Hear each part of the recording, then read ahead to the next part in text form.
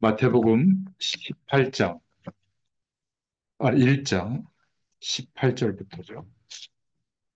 마태복음 1장 18절부터 25절까지 우리 한 목소리로 봉독합니다.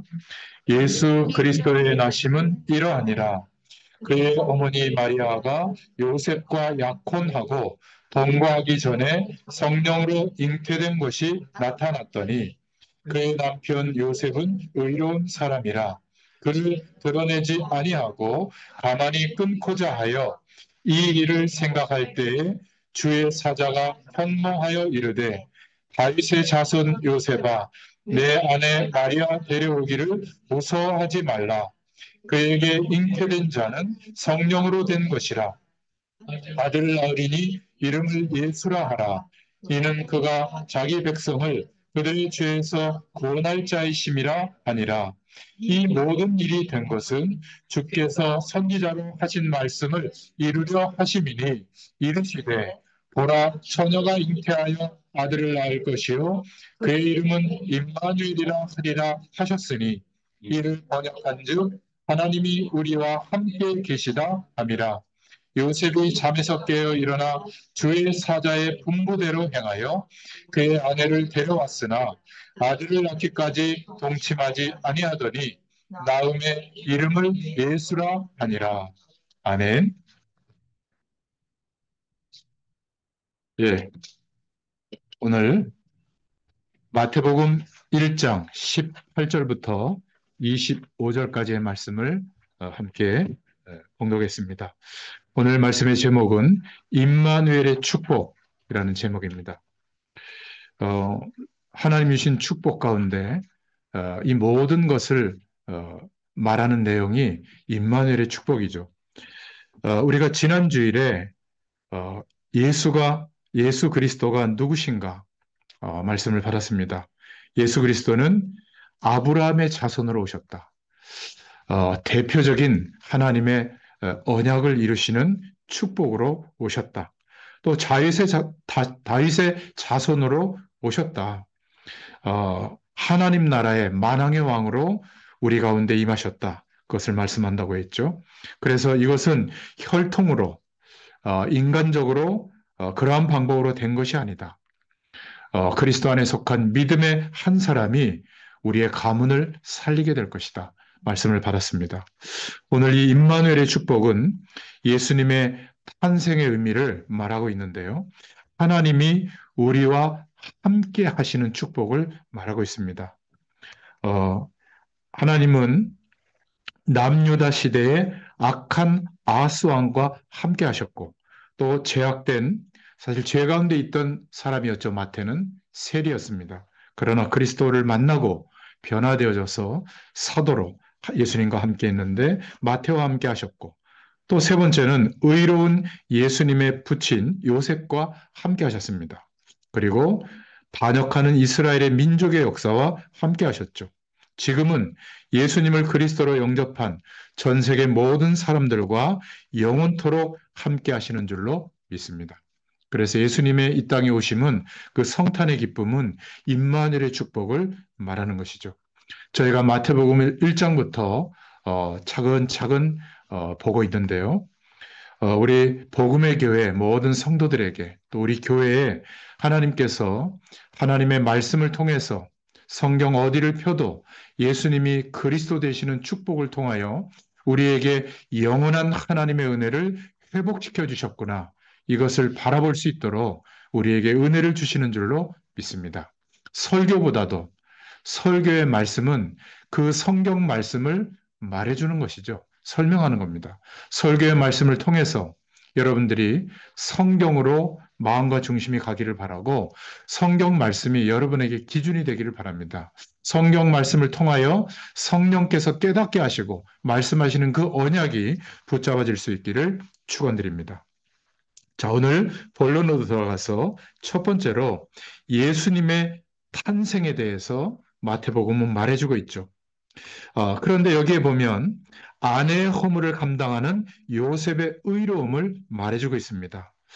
마태복음 1장 18절 19절에 보면 예수 그리스도의 나심은 이러하니라. 그의 어머니 마리아가 요셉과 약혼하고 동거하기 전에 성령으로 잉태된 것이 나타났더니 그의 남편 요셉은 의로운 사람이라 이를 드러내지 아니하고 가만히 끊고자 하여. 여러분, 지금도 그런데 이스라엘에서는 이 약혼은 법적으로 결혼과 동일한 효력이 있었습니다.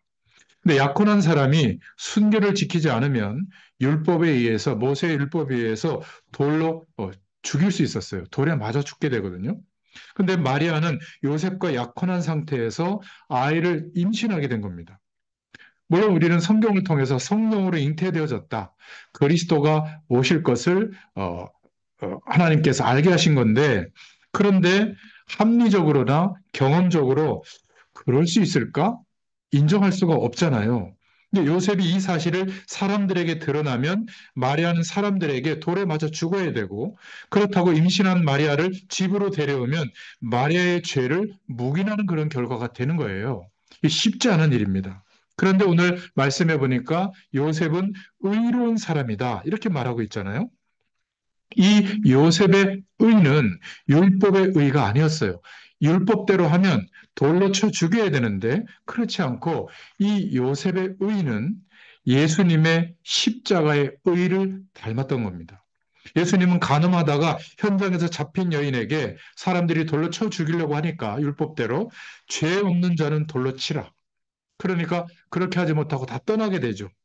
예수님이 뭐라고 얘기했죠? 그 여인에게 나도 너를 정죄하지 아니한다. 이러면서 그 여인의 죄와 허물을 덮어주셨어요. 예수님은 죄를 용서해 주시고 그 대신에 다시는 죄를 범하지 마라. 이렇게 말씀해 주셨죠. 마찬가지입니다. 이 요셉도 마리아의 허물을 덮어주고자 했던 겁니다. 죄는 덮어주지만 죄를 묵인할 수는 없잖아요. 그래서 그는 가만히 끊으면서 다시 죄를 짓지 않도록 도운 겁니다. 자신이 조금 이해는 안 되지만 고통을 당하더라도 마리아가 회개하기를 원했던 거죠. 이런 의로운 사람이었어요. 그런데 마태복음 1장 20절에 보니까 이 일을 생각할 때 주의 사자가 현몽하여 꿈에 나타난 거죠. 다윗의 자손 요셉아, 내 아내 마리아 데려오기를 무서워하지 말라. 그에게 잉태된 자는 성령으로 된 것이다. 요셉의 오해를 하나님께서 주의 사자를 보내서 꿈속에서 말씀하심으로 풀어준 겁니다. 두려워하지 마라. 무서워하지 마라. 마리아의 그녀의 말대로 맞다. 성령으로 잉태되어진 것이다. 하나님은 마리아에게 대한 요셉의 오해를 풀어주셨습니다. 그래서 마리아도 그랬지만 이 요셉도 우리가 그렇게 기다렸던 메시아가 성령으로 잉태되어져서 내 아내에게 성령으로 잉태되어져서 오시는 것이 맞구나. 이것을 확신하게 된 겁니다. 참 감사하죠. 그래서 가정에 계속되는 문제가 있을 수 있었지만 마리아가 믿음으로 순종하게 되자 하나님은 요셉에게 꿈으로 주의 사자를 보내서 그 가정을 지켜주신 겁니다. 그래서 성령으로 잉태되어져서 이 땅에 오신 줄로 믿습니다. 그러니까 하나님의 능력으로 된 것이죠. 사람의 노력과 열심으로 된 것이 아니다. 약속대로 오신 그 예수님이 바로 그리스도라는 것이죠. 성경에는 이렇게 불가능한 상태에서 임신한 사례가 있습니다. 여러분, 사라도 아기를 낳을 수 없는 90세에 성경에서 말하고 있어요. 생리가 끊어졌더라. 아이를 낳을 수 있는 생리적 현상이 없어졌는데, 그런데 아이를 낳았잖아요. 또, 요한의 어머니 엘리사베스도 아기를 낳을 수 없는 할머니 때에 세례 요한을 낳았습니다. 뭘 말하죠? 하나님의 능력을 말하는 겁니다.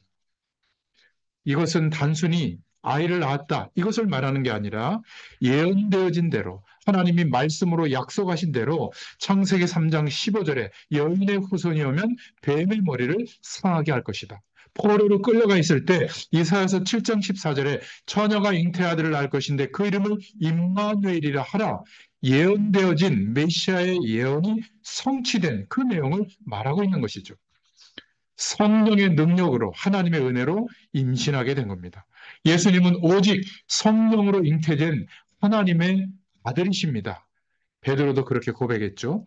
성경에는 처녀가 잉태할 것이라는 것이 미리 예언되어져 있는 겁니다. 그럼 이것은 왜 예언되어졌고 우리가 이 약속을 예배할 때 아까도 사도신경으로 동정녀 마리아에게 나시고 신앙 고백을 지금도 할 수 있을까? 왜 그렇게 신앙 고백을 드리고 있는가? 바로 그것은 예수님이 성령으로 잉태된 것은 우리의 기독교 신앙 고백의 핵심이 되는데요. 모든 인간은 하나님을 떠난 원죄 아래서 태어났죠. 아담의 후손으로 태어난 겁니다.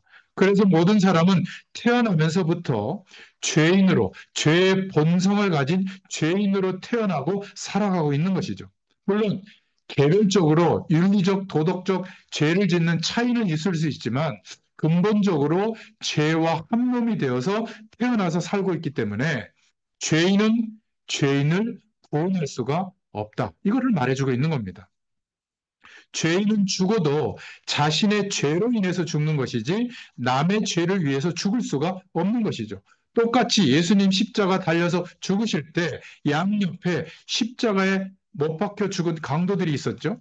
그 강도의 죽음은 우리를 구원할 수 있는 죽음이 아니에요. 그들은 자신의 죄로 죽게 된 거죠. 그런데 예수님의 죽으심이 우리를 구원하는 죽으심이 되는 이유는 예수님은 성령의 능력으로 태어나신 겁니다. 아무 죄가 없는 의인이세요. 그래서 예수님이 아무 죄가 없기 때문에 그 예수님만 우리 죄를 위하여 영원한 대속 제물이 되어 주실 수가 있는 겁니다. 그 죽으심과 부활로 우리가 하나님을 만날 수 없었던 영원한 장벽, 죄의 문제가 영원히 해결된 줄로 믿습니다. 용서해 주신 것이죠. 예수님이 죽으셨기 때문에 우리는 살 수 있는 길이 열리게 된 줄로 믿습니다. 마태복음의 예수님의 출생은 성령으로 잉태되어졌다는 것은 또 이사야 7장 14절의 말씀을 다시 한번 천사를 통해서 확인시켜 주고 있는 것은 바로 이 축복을 알게 하려고 우리에게 깨닫게 하려고 말씀을 허락해 주신 줄로 믿습니다. 그래서 예수님이 누구시냐? 죄에서 구원하실 예수님인 줄로 믿습니다. 아들을 낳으리니 21절에 이름을 예수라 하라. 이는 그가 자기 백성을 그들의 죄에서 구원할 자이심이라 하니라. 예수님의 이름도, 이 예수라는 이름도 누가복음에 보면 천사가 마리아에게 나타나서 아들을 낳을 것인데 그 이름을 예수라 하라. 동일하게 요셉에게도 아기를 낳으면 이름을 예수라 하라. 그 이름의 뜻은 자기 백성을 자기 죄에서 구원할 자다. 자기 백성이 누구죠? 예수님을 그리스도로 영접한 하나님의 백성을 말합니다. 예수님은 자기 백성을 다스리시는 왕이세요. 그래서 마태복음의 전체 주제는 하나님 나라가 임했다. 하나님의 나라의 배경이 너희와 영원토록 함께할 것이다. 마태복음 28장에 그렇게 말씀하고 맺죠. 예수님은 자신의 백성을 그들의 죄에서 구원하시는 왕이시다. 이 축복을 여러분 약속으로 붙잡을 수 있기를 축원드립니다. 자, 그렇다면 오늘 이 말씀을 통해서 두 번째로 우리가 복음을 생각할 때마다 꼭 기억해야 될 심각한 죄의 문제에 대해서 한번 말씀드려 보겠습니다. 당시 이스라엘 백성들은 로마의 식민지 가운데 있었기 때문에 경제적으로 거의 귀족들 말고는 하루에 한 끼를 간신히 먹을 정도로 가난했어요. 많은 사람들이 질병에 걸리고 또 영적으로 귀신 들려서 고통당했습니다. 그래서 많은 사람들이 메시아를 어떻게 기대했냐면 우리나라를 정치적으로 독립시켜 주시고 모든 나라를 복속시켜서 뛰어난 나라로 만들 그런 메시아로 기대했죠. 경제적으로도 부국을 만들어 줄 것을 생각했어요. 또 그 메시아는 질병과 귀신에 시달리고 있는 문제를 해결해 줄 것을 기대한 겁니다. 뭐 우리도 마찬가지죠. 살아가는 문제, 인생의 문제. 그런데 이런 것은 성경이 말하고 있는 내용은 부수적이다. 그것은 그렇게 심각한 게 아니다. 하나님도 알고 계시다. 늘 예수님이 그렇게 말씀하셨어요. 진짜 하나님이 보실 때 가장 심각한 문제가 뭐냐? 오늘 이거를 우리에게 깨닫게 해주시는 겁니다. 죄 문제다. 이 죄 문제는 우리가 살아가는 모든 문제의 뿌리요, 근원인 줄로 믿습니다. 예수님이 이 땅에 오신 이유는 그 방법밖에 없기 때문에, 그리스도 되시는 방법밖에 없기 때문에 뿌리가 되는, 우리 인생과 세상의 뿌리가 되는 죄 문제를 해결하시기 위해서 오신 겁니다. 너무 중요하죠. 대부분의 사람들은 부수적인 문제, 때를 따라 하나님이 더하시는 그런 은혜 속에 있는데 그것은 잊어버리고 그냥 그것만 몰두하고 있는 겁니다. 진짜 하나님이 우리에게 허락하신 축복은 간과할 때가 많죠. 때로는 예수님이 병을 고치시고 먹을 거를 주시고 이러한 문제를 해결해 주신 것은 인간의 뿌리가 되는 죄의 문제를 해결해 주시기 위한 방편인데 가장 중요한 본질적인 축복은 제쳐두고 현실 앞에서 너무 힘드니까 그것에 붙들려 있는 겁니다. 나쁜 건 아니지만 그래서 사람들은 기억하셔야 됩니다. 나에게 문제가 없어지면 건강해지고 부유해지고 살만해지면 행복해질 줄 알잖아요. 편리해지는 겁니다. 조금 편리해지는 거지. 근원적으로 죄 문제가 해결되지 못하면 역시 불행해요. 이게 인간만 그래요. 영적 존재이기 때문에 그렇습니다. 조금 가난해도, 조금 병이 지금 들어있어도 죄 문제를 해결받았다면 하나님이 임재하시는, 하나님이 왕 되시는 하나님의 나라의 배경이 지금 임해 있는 줄로 믿습니다. 이것을 믿는 믿음의 사람만 확인할 수 있는 축복이죠. 그래서 그렇게 열심히 말씀대로 살려고 노력했던 바리새인들, 유대인들은 아무리 노력해도 단 한 번도 그 축복이 무엇인지를 몰랐어요. 너무 아이러니하지 않습니까?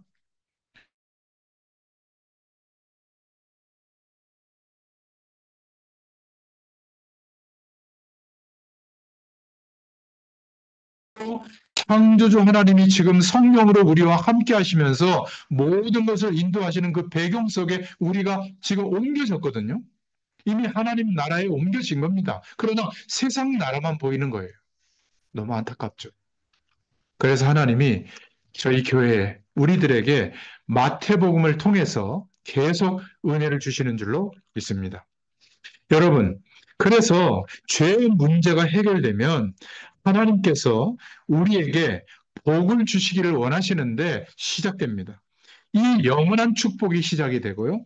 하나님께서는 우리를 지키시기를 원하시고 하나님께서는 우리에게 은혜를 베푸시기를 원하세요. 강건하게 하시기를 원하십니다. 뿌리가 되는 근본적인 죄의 문제가 해결되면 하나님의 축복을 마음껏 누릴 수가 있는 줄로 믿습니다. 예수님은 중풍병자가 나왔을 때 먼저 죄를 사해 주셨죠. 그리고 죄 사함의 권능을 보여주시기 위해서 병도 치료해 주신 겁니다. 자, 그렇다면 우리가 이 죄에 대해서 두 번째로 죄의 뿌리가 뭘까? 여러분, 죄를 보는 기준들이 있는데 통일교에서는 죄를 아담이 뱀과 성적인 관계를 맺었기 때문이라고 해석을 해요.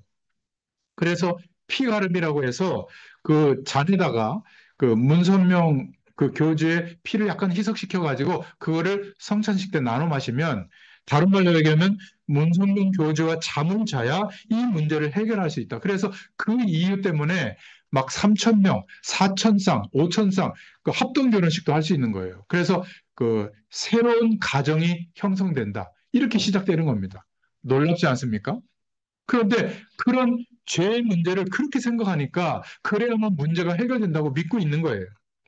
베레라고 하는 단체에서는 인간에게 귀신이 들어가서 역사하는 게 죄라고 생각하는 거예요. 그래서 모든 문제를 귀신을 쫓는데 초점을 맞추고 있는 겁니다.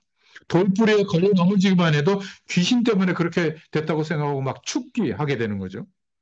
법에서는 민법과 형법을 어기면 죄라고 합니다. 살아가면서는 뭐가 죄죠? 관습법. 너 왜 인사 안 해?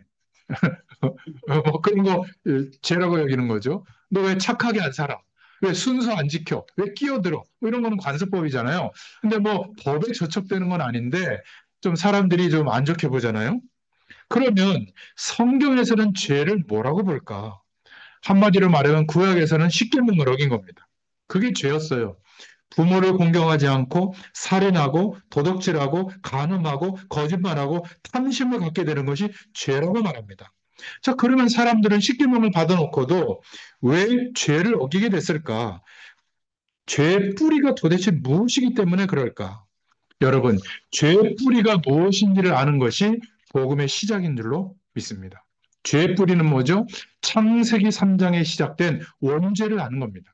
하나님을 떠나게 된 문제, 하나님의 언약을 놓친 문제, 그게 죄의 시작이에요.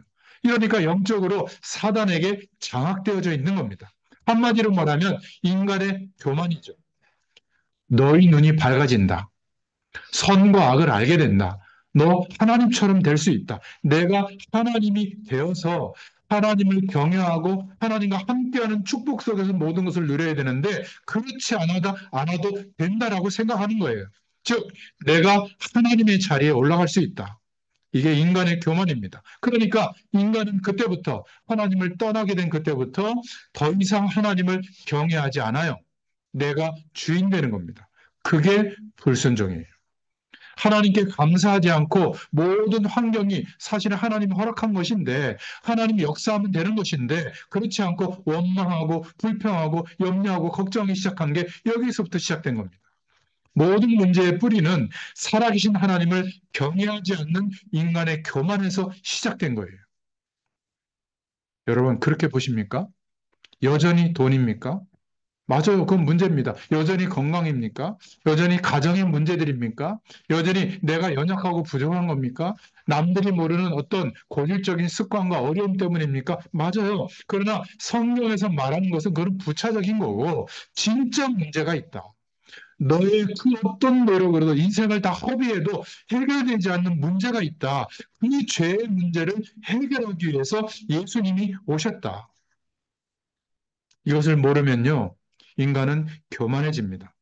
살아계신 하나님 앞에 회개할 이유를 발견하지 못하기 때문에 다른 사람에게 미안한 마음이 없는 거예요. 그러니까 공격하고 막 헐뜯고 싸우고 살인하는 겁니다. 살아계신 하나님을 두려워하지 않기 때문에 사람을 무시하고 살인하고 간음하고 도둑질하고 거짓말하는 거예요. 그거를 당연시하는 겁니다. 있을 수 없는 일이죠. 하나님을 두려워하면 어떻게 되죠? 선을 행하게 돼요. 말씀대로 순종할 수 있게 돼요. 저와 여러분에게는 이런 은혜가 회복된 줄로 믿습니다. 그래서 예수님이 이 땅에 오신 그 내용은 죄에서 구원하실 예수님으로 오셨다는 말이에요. 예수님이 우리의 죄를 구원할 자로 오셨다. 이 문제에서 우리를 영원히 구원하시기 위해서 오셨다. 예수님은 성령을 보내셔서 우리의 죄를 깨닫도록 항상 도와주세요. 아, 제가 몰라서요. 모르고 지은 죄까지도 알게 해주십니다. 하나님의 은혜를 깨닫게 하시면. 하나님을 경영하지 않는 교만이 죄라고 하는 것을 대부분은 잘 몰라요. 내 고집이 앞서고 내가 경험한 것이 앞서고 내가 알고 있는 지식이 앞서는 거 그거 큰 죄입니다. 하나님이 24시간 성령으로 동행하고 계시는데 하나님을 바라보지 않는 거 이게 참 큰 죄거든요. 하나님은 십자가의 죽으심으로 부활하심으로 우리가 하나님을 경외하지 않는 교만이 얼마나 큰 죄인가를 영원한 생명을 얻게 하신 그 이후부터 깨닫게 해주시죠. 하나님께서 우리의 죄를 위해서 피 흘려 죽으심으로 육신으로 이 땅에 오셔서 영원한 죄 사함을 허락해 주신 줄로 믿습니다. 지금 성령으로 우리와 함께 하시면서 죄를 짓지 않도록 깨닫게 도와주시는 줄로 믿습니다. 성령 하나님은 내가 우월한 의식이 느껴져서 저 복음 모르는 것들, 저 이 하나님의 축복을 모르는 것들 이렇게 하지 않으세요. 성령은 우리에게 점점점 충만하게 역사하실 때마다 뭘 알게 하시죠? 하나님을 경외할 수 있는 영을 부어주시는 줄로 믿습니다. 겸손히 살아계신 하나님을 존중히 여기고 우리와 함께하는 사람들 불신자일지라도 존중히 여길 수 있도록 축복하시는 줄 믿습니다. 하나님의 사랑을 부어주시는 거예요. 성령 하나님은 우리가 하나님을 사랑하고 이웃을 사랑할 수 있는 힘을 주시는 겁니다. 그렇죠? 하나님을 신뢰하고 사람을 믿을 수 있는 은혜를 주세요. 하나님을 찬양하고 우리와 함께하는 사람들에게 감사할 수 있는 마음을 주십니다. 여러분, 하나님 앞에서 날마다 주의 말씀 앞에 우리를 비춰보면 회개하고 사람들 앞에 미안한 마음으로 살게 하세요. 그러니까 감사의 조건들이 발견이 돼요. 100가지가 다 힘들지라도 그 중에 한 가지 그 사람에게 허락하신 하나님의 은혜들이 있거든요. 그것 때문에 감사할 수 있게 됩니다. 이 은혜가 저와 여러분에게 있기를 축원드립니다. 세 번째 주시는 축복인데 하나님이 우리와 함께 하신다. 임마누엘의 축복을 주시려고 이 땅에 그리스도로 오신 줄로 믿습니다. 22절, 23절에 보니까 이 모든 일이 된 것은 주께서 선지자로 하신 말씀을 이루려 하심이니 이르시되 보라 처녀가 잉태의 아들을 낳을 것이요 그의 이름은 임마누엘이라 하리라 하셨으니 이를 번역한즉 하나님이 우리와 함께 계시다 함이라. 여러분, 예수님의 또 다른 이름은 임마누엘입니다. 하나님은 우리가 예수님을 나의 그리스도로 영접하고 나의 주인으로 나의 왕으로 인정하고 고백할 때 우리와 함께 하시는 하나님의 나라의 배경을 허락해 주십니다. 여러분, 하나님이 우리와 함께 하실 때 받는 은혜가 뭘까요? 창세기 28장 15절에 보면 야곱이 어, 형에 막 이렇게 자기를 죽일 것 같으니까 외삼촌 라반의 집으로 도망가다가 광야에서 베델에서 돌베개를 베고 자다가 꿈을 꾸죠. 그때 천사들이 하늘 문이 열려서 오르락내리락 하는 것을 보면서 하나님 앞에 믿음의 고백을 드릴 때 하나님의 음성이 들립니다. 뭐라고 말씀하시죠? 내가 너와 함께 있어. 임마누엘을 말하는 겁니다. 내가 어디로 가든지 너를 지키며 너를 이끌어 다시 이 가나안 땅으로 돌아오게 하겠다. 내가 내게 허락한 것을 다 이루기까지 너를 떠나지 아니하리라. 그때 잠에서 깬 야곱은 어떻게 하죠? 베델에서 예배드리면서 소원 기도를 하나님 앞에 하죠. 내 모든 수입의 10분의 1을 하나님께 드리겠습니다. 11조의 서원을 드려요. 하나님이 이 언약을 이루신다라고 그 믿음을 가지고 고백하게 됩니다. 창세기 39장 2절부터 3절에 요셉도 보면 여호와께서 요셉과 함께 하심으로 임마누엘의 축복이에요. 그가 형통한 자가 되어 그 주인이 여호와께서 그와 함께 하시는 것을 보며 임마누엘의 축복으로 역사하는 것을 그 주인이 봤다니까요. 나만 보는 게 아니라, 나만 아는 게 아니라, 또 여호와께서 그의 범사에 그와 함께 하심을 보았더라. 이사야서 7장 14절에도 처녀가 잉태아들을 낳을 것이니 그 이름은 임마누엘이라 하라. 이 약속의 축복이 우리에게 임한 줄로 믿습니다. 대표적으로 이사야서 41장 10절의 배경이 뭐냐면 두려워하지 마라. 내가 너와 함께함이라. 임마누엘의 축복이거든요. 놀라지 말라. 나는 내 하나님이 됨이라. 내가 너를 굳세게 하리라. 참으로 너를 도와주리라. 참으로 나의 의로운 오른손으로 너를 붙들리라. 이게 언제 주어진 말씀이냐면 아하스 왕 시대에 함께 하시는 하나님의 축복이 임한 거예요. 하나님이 함께 하시면 두려움이 사라지는데 좀 배경을 설명하자면요. 유대 나라가 남유대와 북이스라엘로 나눠지잖아요. 그런데 북이스라엘의 왕 베가 왕과 아람 나라의 왕 르신이 연합군을 편성해서 남유다를 공격할 때예요. 이때 주신 말씀이거든요. 북이스라엘의 공격으로 남유다 백성이 12만 명이나 죽고 20만 명이 포로로 잡혀가는 겁니다. 북이스라엘과 아람의 연합군이 그런데 다시 공격해 온다는 소문을 듣게 된 거예요. 유다 사람들이 막 벌벌 떨고 있는 거죠. 아하스 왕은 유다 왕 중에서 악한 탑3에 들어가는 왕이에요. 자기 자식을 불에 태워서 이방신에게 제사로 드리는 그런 인물이거든요. 그런데 이런 죄악된 자와도 함께 하시니 두려워 말라. 그렇게 말씀하고 있는 겁니다. 참 하나님의 은혜가 크죠. 아하스는 끝끝내 이런 하나님을 믿지 않았어요. 그는 하나님을 믿지 않고 아람 제국하고 북이스라엘이 연합했잖아요. 이 아하스 왕은 강대국 아스루와 연합해가지고 대항하는 작전을 썼습니다. 결국 아스루 왕에 의해서 많은 고통과 아픔을 당하고 남유다는 완전히 멸망당해버리죠. 그런데 이제 역사의 시간이 흘러서 마태복음 1장 22절, 23절에 마태와 함께 하시는 임마누엘의 축복을 체험하게 해주신 거예요. 그래서 마태가 마태복음을 기록할 때 마태복음 1장에 임마누엘이라고 하라. 하나님이 우리와 함께 하시는 이름을 증거했고요. 마태복음 마지막 장에도 하나님이 하늘과 땅의 권세를 가지고 주님께서 너희와 항상 함께 하겠다. 그것으로 말씀을 맺어요. 임마누엘의 축복을 누리면서 증거하게 된 겁니다. 그러니까 세리였던 마태, 이기적이고 반민족적이었고 자기와 돈만 아는 자였습니다. 공인된 죄인이었죠. 예수님이 오셔서 그리스도를 깨닫게 해주시고 믿게 해주신 겁니다. 그와 함께하는 축복을 3년 동안 누리면서 예수님의 축복과 그 은혜를 사랑했죠. 성령으로 이 마태와 함께하도록 축복해 주신 겁니다. 아하수왕과는 달리 이 마태는 예수 그리스도를 영접하고 그 축복을 누리게 된 겁니다.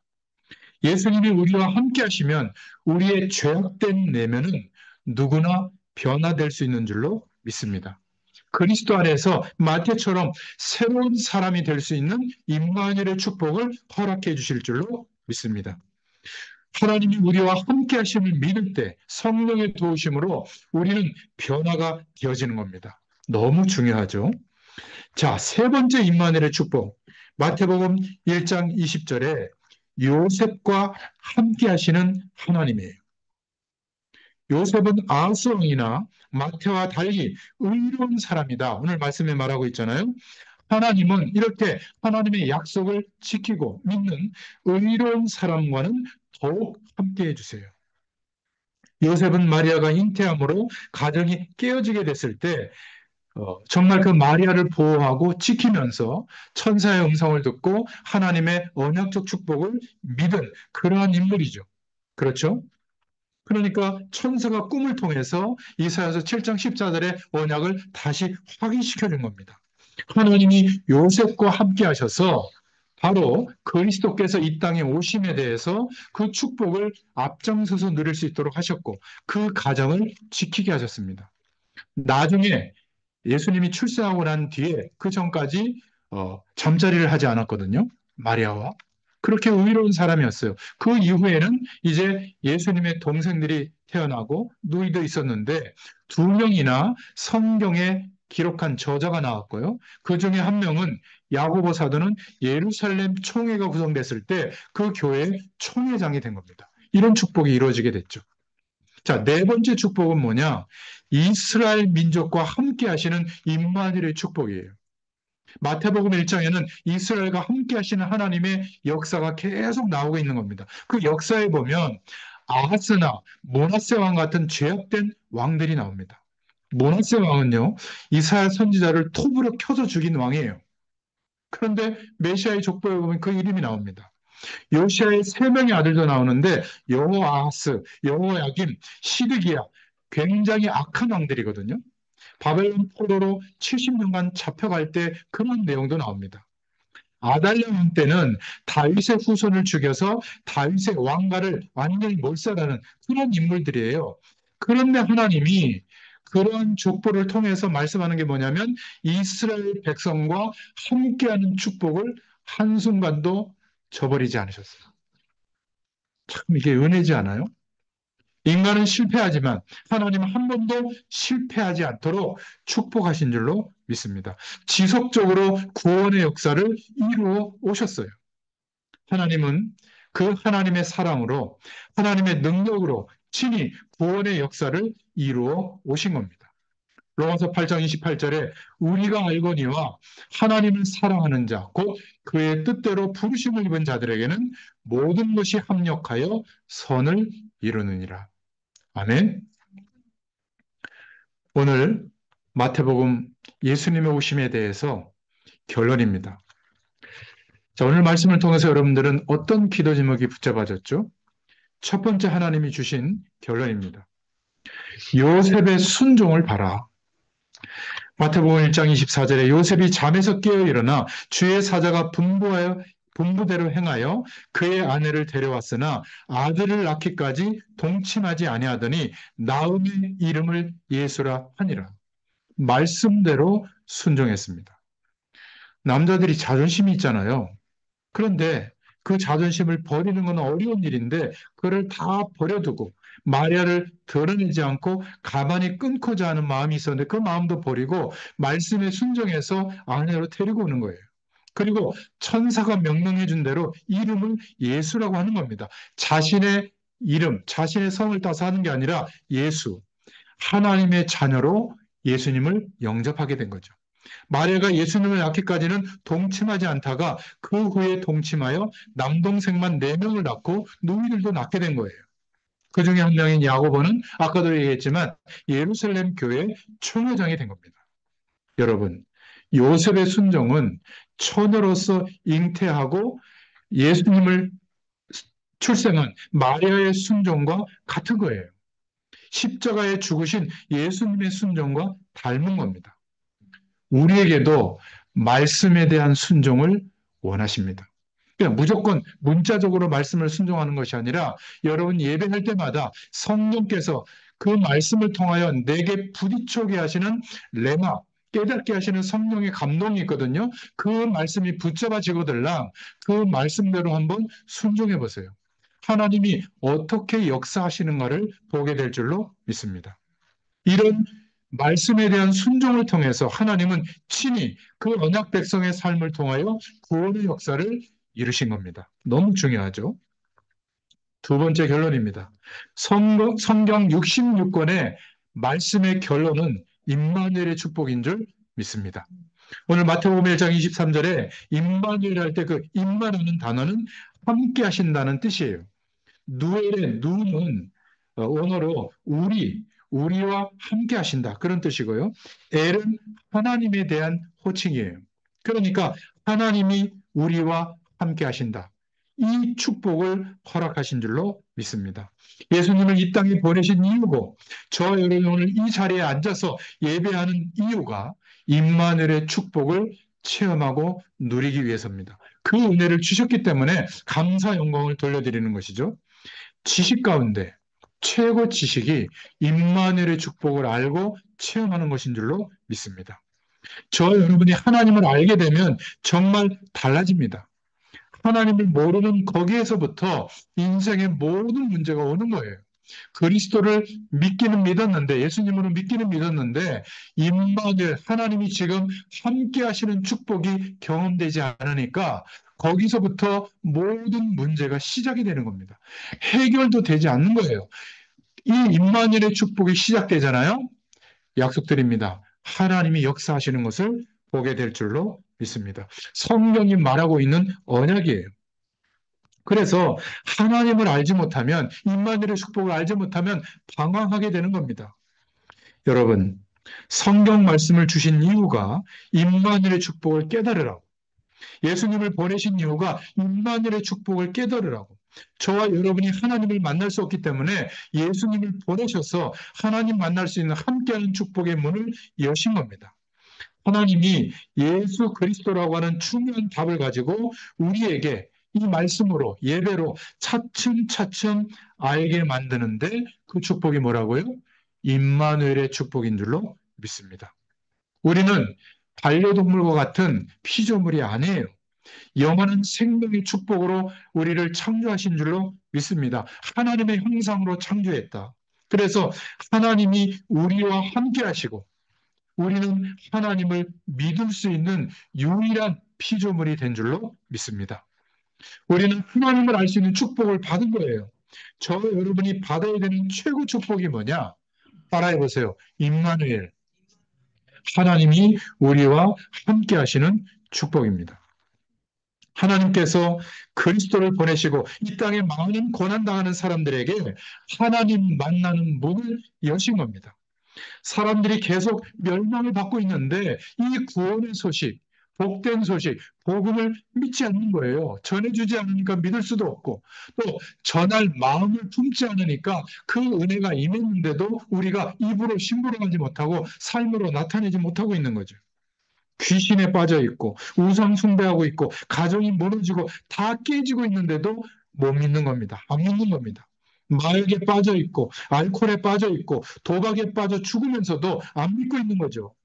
정치하다가 감옥에 갇히고 멸망받고 다 죽는데도 안 믿고 있는 것이 현장의 사람들이에요. 그래서 예배당에서만이 아니라 우리의 삶의 현장에서 현장 예배를 회복해야 될 사명을 우리 교회에 주신 줄로 믿습니다. 그래서 안 믿도록 시시한 지식인 것처럼, 시시한 상대적 진리인 것처럼 보이도록 하는 것이 사단의 전략입니다. 눈에 안 보이지만 사단은 그렇게 속이는 거예요. 예수님께서 사단의 세력을 깨뜨리시고 그 머리를 깨뜨리시고 죄의 문제를 해결하시고 막힌 담을 무너뜨리시고 우리를 불러주신 줄로 믿습니다. 그 축복을 보고 그리스도의 축복이라고 해요. 그래서 누구든지 주의 이름을 부르는 자는 구원을 얻으리라. 임마누엘의 축복을 누리게 되는 것입니다. 여러분, 그래서 이 임마누엘은 마지막으로 우리와 함께 하시는 축복이에요. 하나님은 우리와 영원토록 함께 하시는 줄로 믿습니다. 예수님은 십자가에 죽으시고 부활하셔서 하나님 우편에 보좌에 계십니다. 그러나 예수님은 지금 예수 그리스도를 영접한 사람들의 내면에 다시 거룩한 영 성령으로 들어오셔서 영원토록 함께 하시는 줄로 믿으시길 바랍니다. 하나님이 우리에게 주시고자 하는 가장 큰 선물은 임마누엘의 축복이에요. 2025년도에 하나님은 우리 한 사람 한 사람과 함께 하실 겁니다. 우리 복음의 교회 모든 성도들과 함께 하실 거예요. 그렇죠? 또 현장 예배를 통해서 함께 예배하는 모든 주의 백성들에게 함께 하실 것을 믿습니다. 우리 한 사람 한 사람을 반드시 변화시키셔서 모든 현장의 증인으로 세워주실 줄로 믿습니다. 너무 감사한 것은 무엇보다도 가장 교만했던 하나님 없어도 살만하다 이런 가치관으로 살았던 저를 기도의 종으로 말씀 증거하는 종으로 세워주신 것 이것보다 더 큰 응답은 없어요. 여러분도 같은 믿음의 고백이 있는 줄로 믿습니다. 이 은혜가 또 한 주일 동안 넘쳐나기를 예수님의 이름으로 축원드립니다. 너무 감사합니다, 주님. 오늘 이 강단을 통하여 하나님께서 마태복음을 통해서 말씀하시는 주의 음성을 듣게 하심을 감사합니다. 이 축복이 모든 믿는 자들에게 그대로 임하고 성취되는 응답이 되도록 역사하여 주시옵소서. 예수님의 이름으로 감사하며 기도드렸습니다. 아멘. 감사합니다.